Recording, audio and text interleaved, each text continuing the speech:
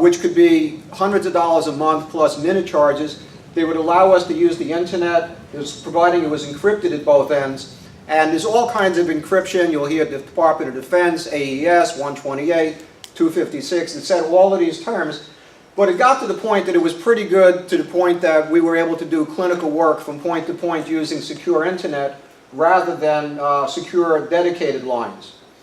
Around 2009, the American Telemedicine Association, which is basically our parent organization of people who are doing this work, changed their guidelines to say that it was okay to use encrypted internet.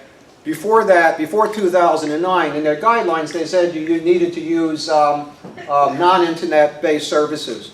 So around 2009, things changed. So now, asking the question about security, and no line is totally securable or not hackable, and as you've seen what's happened with Bank of America and Target and JP Morgan Chase or whatever, anyone could break into just about anything, and that's just touching the surface. Because, yeah, I don't know if you had a discussion about this, you know, possibly your most vulnerable place is your local Wi-Fi system. So you could have the best security in place, but if your Wi-Fi system where you're working is not secure, then it all goes down the tubes. And this is why when you set up your Wi-Fi system with your router, you talk about turning on the encryption and setting up passwords and things. Now, you may be secure at your site, but how do you know the people at the other site are secure? The best thing I would suggest is you go to one of these Wi-Fi recognition things and see what networks are secured with a lock. Those are the ones you can't get on, and which ones aren't. Those are the ones that anyone could tap in on. So given that, there are people who are asking me questions, well, can I use Skype? Can I, get this in Starbucks? And I basically cringe when I hear these things. Skype has as good encryption as anybody, but as you probably heard, they won't give you a business associates agreement, which is your guarantee that they're not going to use the information that they have. Keep in mind, everybody that registers for one of these services has to do a registration form which asks you for your personal information. Skype will not tell you that that information is going to be secure or HIPAA compliant. And that's the reason why Skype is not HIPAA compliant. It has nothing to do with the encryption, which is actually pretty good, or the technology, which is pretty good. They can't give you the insurance about what's going to happen with that information once somebody registers. Whereas there are companies out there now, and if you just did a Google search of video conferencing, psychiatry, you'll come up with anywhere from 6 to a dozen different services that compete, all trying to capture your interest and supply you the services. And for those of you who want to use this in your work, what I would ask you to do is do the investigations on your own. You'll find companies, Secure Telehealth, you'll find companies of Cisco does this, Polycom does this, Tandberg does this. Many of them do, and then you contact the people, and they all have different packages. And some of the packages involve things like doing things, from point to point. Other ones have, doing this in the air, some of which give you different kinds of hardware and software. From my work, in terms of clinical work, I found the most important thing for me when I use the system, and you can't do this on a tablet or a laptop, is what you call a PSZ service, which is pan, scan, and zoom cameras. And those are a little bit more expensive than a basic webcam.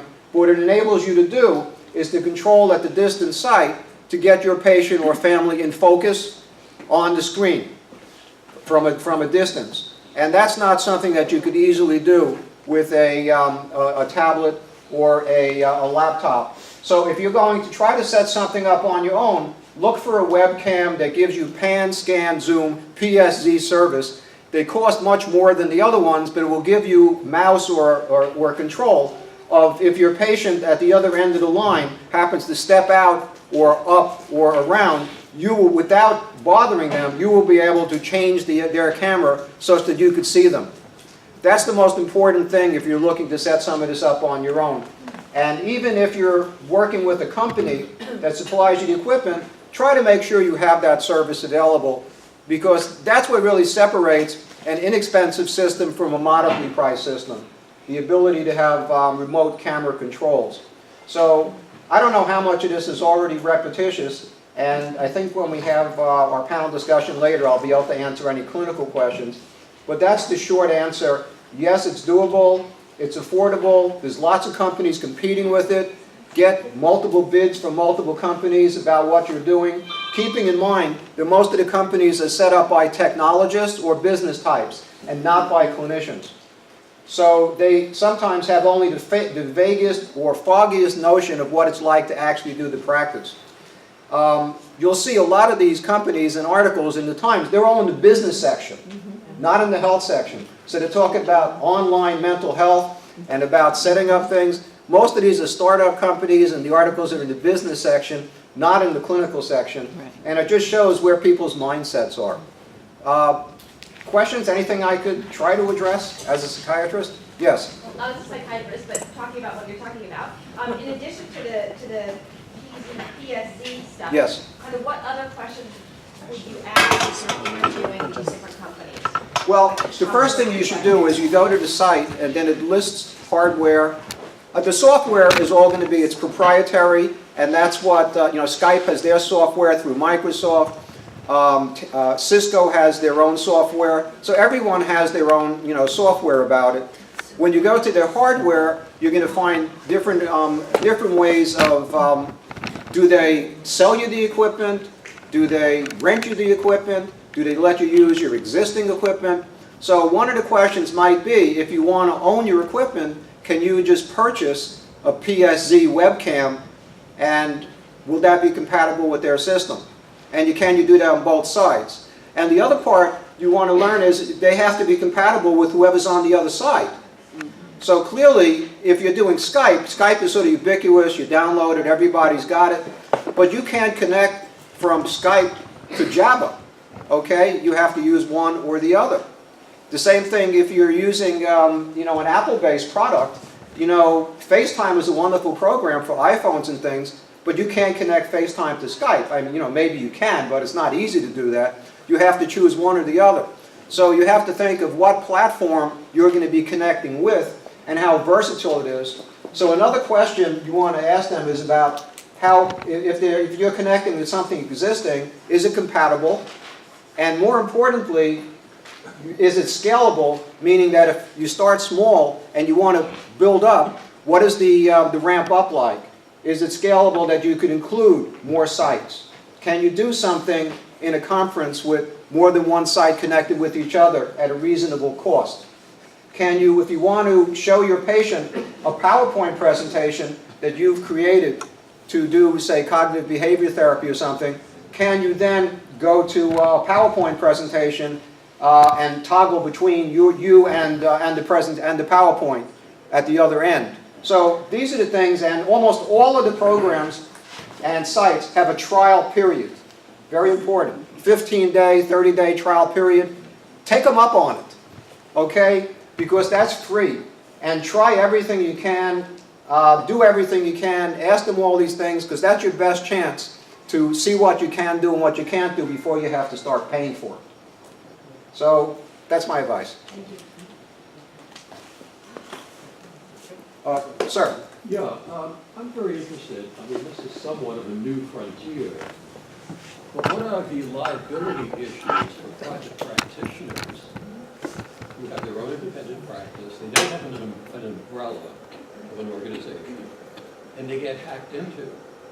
What are the ground rules there? What are the protections for the practitioner? Okay, I mean, have you dealt with, Frank, Dr. Corigliano, have you dealt with this question before, or is this the first time professional liability is coming up?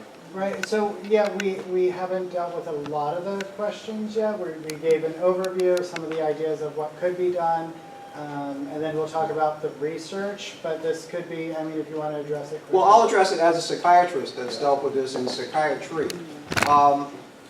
It used to be that when we called up our professional liability organization through the American Psychiatric or whoever their competitors are, the people at the other line would say, what?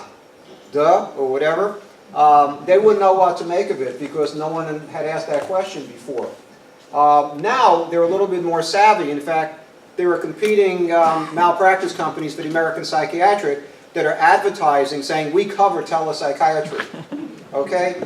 and they're trying to make a business point about that. Some of them covering telepsychiatry is at no additional cost.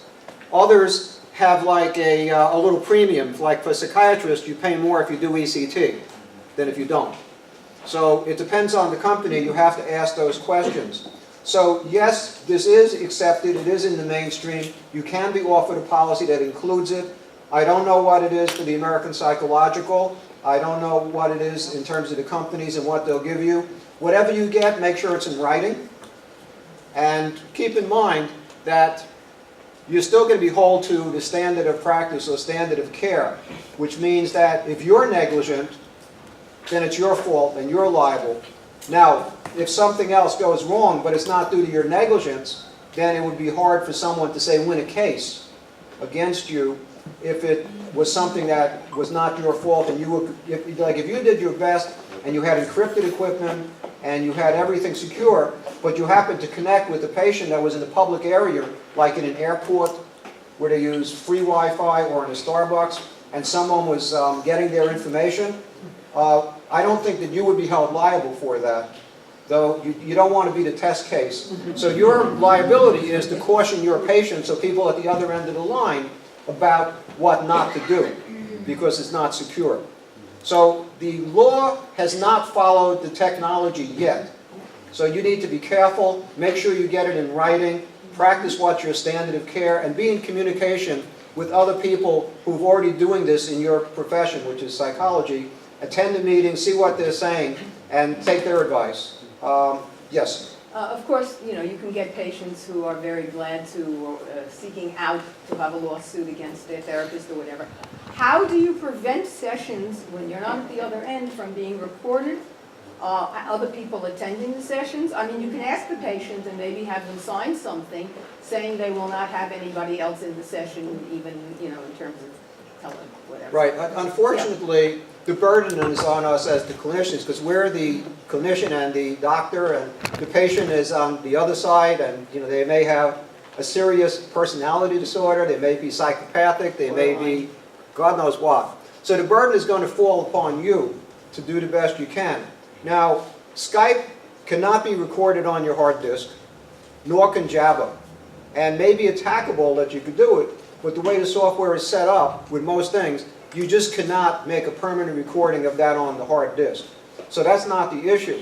The issue is, what if somebody sets up a separate camcorder filming the screen? Well, that you could do. And it's very hard to prevent that. You know, what you are concerned about the company is how they're going to secure your, you know, the patient data of people that sign up at the other end. You know, is it password protected? Is it encrypted? Where is it? Is it in the cloud? How hackable is it? So these are all things that when you ask the company who's protecting the data, you'd like to know that they're doing their best to protect it, and they're just not a fly-by-night. And when I say, there's a lot of companies that have already started out and folded within 6 months to a year after they burned through their venture capital money because they didn't think of these things in terms of their longevity. So the ones that are out there, you know, find out how long they've been doing this, and the ones that have been doing it for a while and have a big following are probably a lot safer. Yeah? What would a patient need from their end to do if she wanted to participate in telepsychology? Well, they need to be on the same network that you're on. So if it's Java, they need Java. Okay? You know, as their software program. That means they have to install it on their hard disk, and they have to register. And when they register, they ask you for certain information, you know, your name, your phone number, your email, your address, and things like that. Now, hopefully, nobody can easily hack into that. And, I mean, that's the basic thing. If you want to do it more elegantly, then you could look at having equipment that has the PSZ cameras such that you could control the far end. It's probably less important that the patient pan, scan, and zoom you, because you, as the clinician, should know enough in your picture-in-picture to make sure that you're in focus and that you're, that you're in focus and that the lighting is okay on you. So, but that's an upgrade in terms of equipment, and you have to make sure that the program is compatible. Now, I know in the Cisco telepresence, Dr. Corigliano's setup, he does have a pan-scan zoom camera with Tandberg equipment connected and using the Cisco telepresence program, which is very elegant. Yeah, and we'll show that later. Thank you, Dr. Heiler.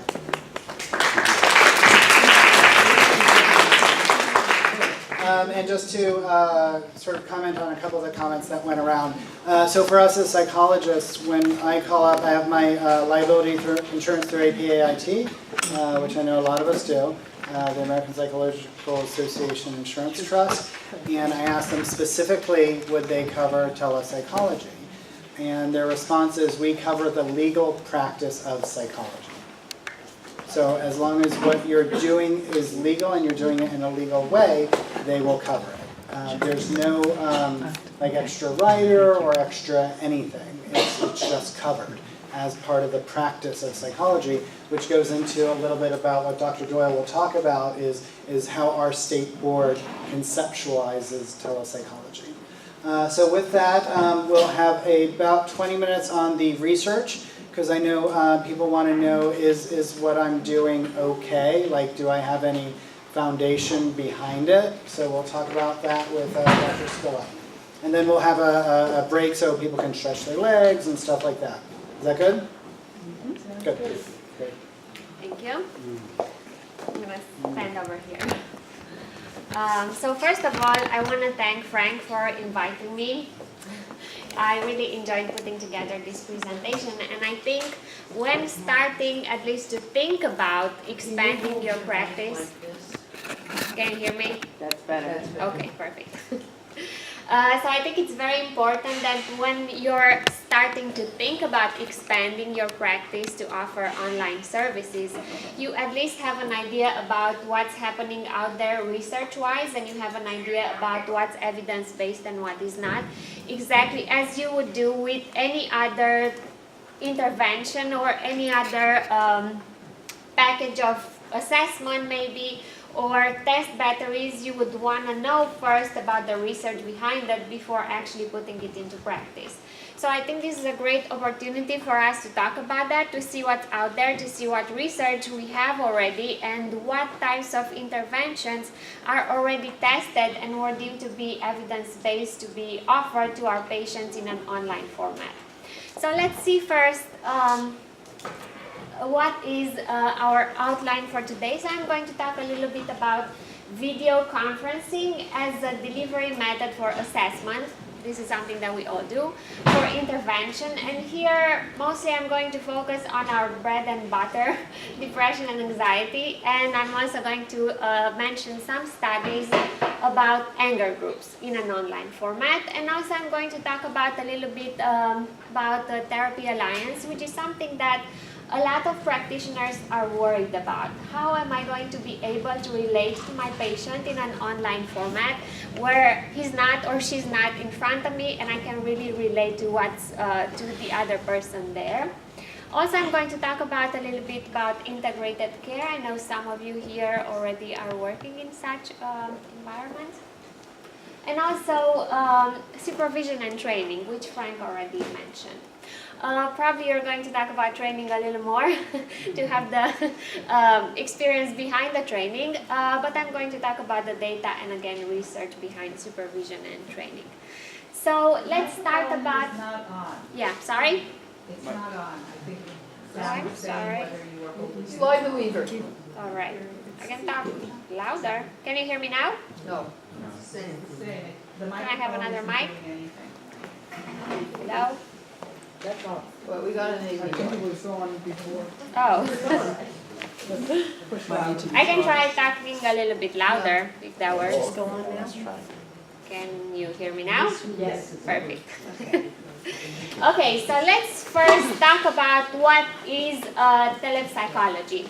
I know we've been talking about it as if everyone knows what that is, but let's define and see a few examples of that. So first, when we talk about telepsychology, we talk about the delivery. Having another option, let's see if this is better. Better? Yes, you have to just talk right into it. Okay. To your mouth. So when we're talking about telepsychology, we have a few options, a few delivery options in which we can offer that to our patients. So first, and probably the most common one, I would say, and most preferred by practitioners is video conferencing. And I'm going to talk about a little bit why this is the most preferred. Also, we have internet text-based, which is email, which is online platforms. We're going to talk about that a little more later. We also have telephone, which probably some of you are already doing, but not thinking that that is telepsychology. And also we have apps. I know everyone who has an iPhone here or an Android phone already has apps and is using them. And probably you heard patients using a lot of apps. Some of these apps do have a therapy content. Some of these apps are advertised to patients as if they are medical apps or psychotherapy apps. And actually, my team and I have done a study. We actually did because it was fun, but we did a study on hypnosis apps. And the surprising part was that I found over 1,000 apps out there, hypnosis apps, that patients are buying and using. And the problem with that is that they are not evidence-based. No one tested those apps to tell us that, okay, it's safe, it's efficient, so please use this app. So people are just using and buying them as if they're entertainment, although they are advertised as being a healthcare app. So yes, if you want to recommend an app for a patient, please make sure, as with everything else, there is research behind it and it's efficient. Okay, so I'm going to talk about video conferencing because, as I said, this is one of the preferred options. And why is it preferred? Because as with face-to-face, we do have the option of seeing the patient that we're working with, and we have pretty much the same amount of information as if we are working face-to-face with that patient. And there are researchers who might argue that we might get a little more information this way because of what is called the disinhibition effect, which is patients tend to talk more freely in an online format because of the anonymity behind that. There are studies who indicate that this is the case with at least assessment of such risk behaviors as sexual risk behaviors, smoking, alcohol consumption, and other behaviors like that. So at least we know that for at least assessment, we might get more information in such a format. Okay, we can move to the next slide.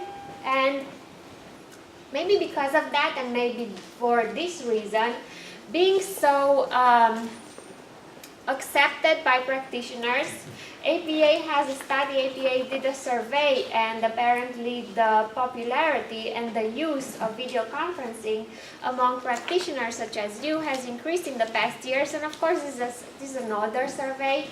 They only survey practitioners until 2008, and I'm pretty sure if they would do another survey right now, at least based on your presence here, I would assume that we have more practitioners who are trying this video conferencing approach.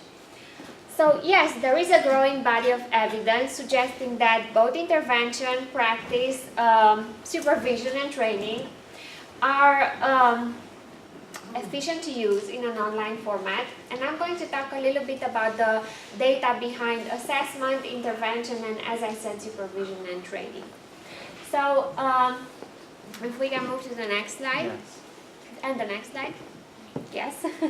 I want to talk about this meta-analysis, which is one of the most frequently cited meta-analysis out there.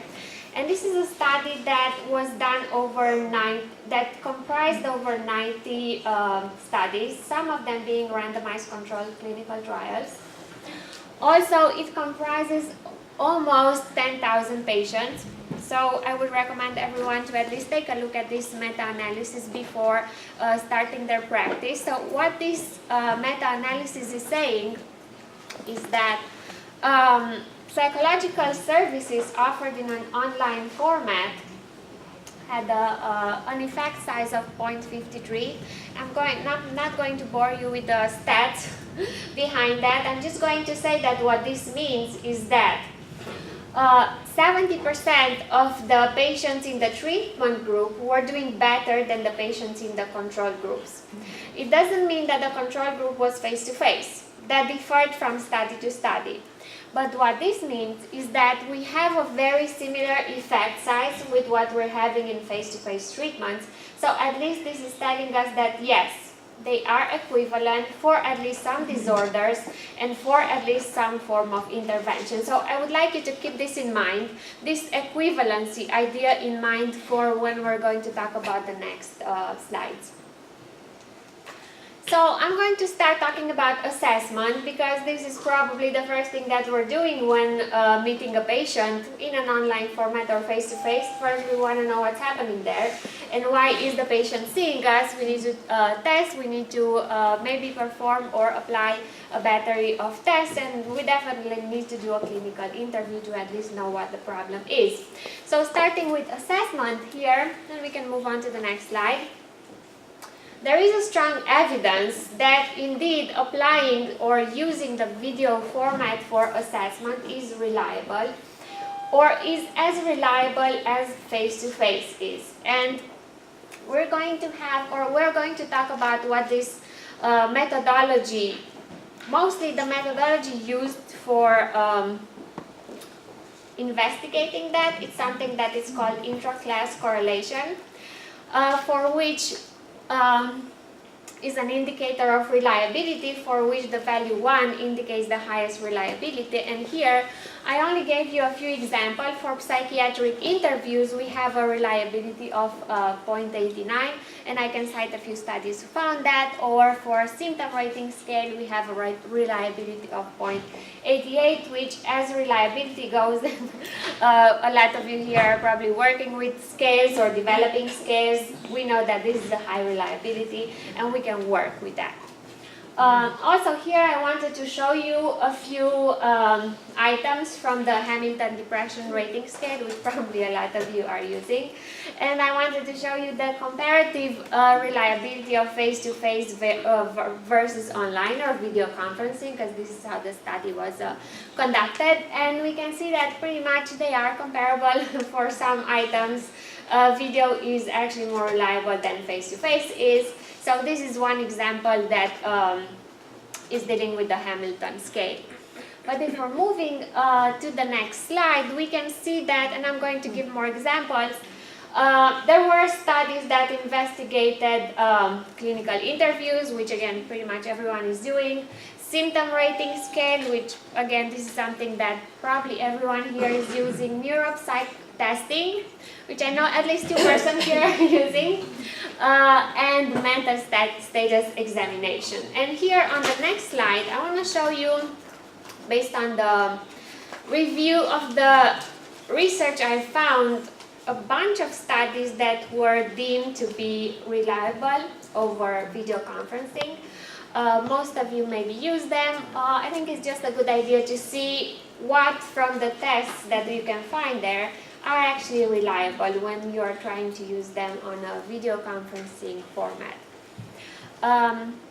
As I said, it's always a good idea when starting to do an intervention or when starting to do an assessment to first check what's out there, what other teams have investigated or what researchers have deemed to be reliable. This is not an exhaustive list of tests or scales, and if any one of you is interested in finding more about that, I can provide the research or I can provide the meta-analysis and studies behind that. But this is at least a collection of scales and a collection of clinical interviews that I thought were the most frequently used in private practice. So this is what I found about assessment, but as I said, this was not an exhaustive list of such tests. Well, if we're moving into the intervention section of our discussion, we're going to find a lot of studies, a lot of clinical randomized trials. We are going to find a lot of interventions. We're going to find a lot of pilot studies out there. And if you're just out of curiosity Googling online therapy, you're probably going to find thousands and thousands and thousands of such entries. I'm going to try to focus on meta-analysis, and when I didn't find a meta-analysis to summarize the data, I'm going to present you randomized clinical trials data, and when I didn't find that, I'm going to present you pilot data. However, when you're starting to work on that, I would suggest to do the same steps. First, if you're curious about or you have the intention to start working for, let's say, depression, I would first suggest to look at what meta-analyses are out there, at least hinting at the idea of what's effective and what is not. Second, go to randomized clinical trials, and if you don't find that, go to pilot studies. But I can assure you, at least for depression, you're going to find a lot of data out there. As well as for anxiety. So if we're going to start with that, and we can move on to the next slide, I just wanted to show you the graph about the growth of such studies, and we can see that from 96, 98, there's a wealth of such studies. So we pretty much don't have any excuse to just say, oh, I'm just going to try that and not check the research behind it, because probably there's not much out there. There's a lot out there, and it's good to be very aware of the research behind any intervention that you are trying. So, again, starting with intervention, the results of systematic reviews, and I already mentioned one of them, the Barack study from 2008. That is just one of them, and I use that because it's the most frequently cited, but there are a lot of meta-analysis out there. And of course, another reason why I chose that, because it incorporated not one, but many intervention forms. So it wasn't just CBT, it wasn't just psychodynamic, it incorporated a lot of intervention forms. However, if you're looking for a specific, like for example, you're only working with a CBT approach, again, I would suggest to find studies that are mainly focused on that, and there's a wealth of data behind it. So yeah, the systematic reviews and meta-analysis behind interventions do say that offering video conferencing to deliver psychological intervention is feasible, has a good user satisfaction, so this means patients are very happy with that. They're satisfied, they're very happy to be in the comfort of their own home while receiving such services, and most importantly for us, have similar clinical outcomes as face-to-face do. So again, patients like it, it seems to be as efficient, so again, we have the reasons, if we choose to do that, to start trying that. Starting to talk about depression, and again, when I was talking with Frank about what to present, he was saying that maybe let's just focus on depression and anxiety, because pretty much here is dealing with such cases, and these are probably the most common patients' complaints that you are hearing. And if we're looking at depression studies, I chose, of course, a meta-analysis which was comprised of 19 studies and almost 3,000 patients, which revealed a similar effect size as the meta-analysis performed by Barack, which was 0.56, which again is a moderate, is an effect size that is pretty similar with what is happening in face-to-face. And again, it's telling us that at least 70% of the intervention group did better than the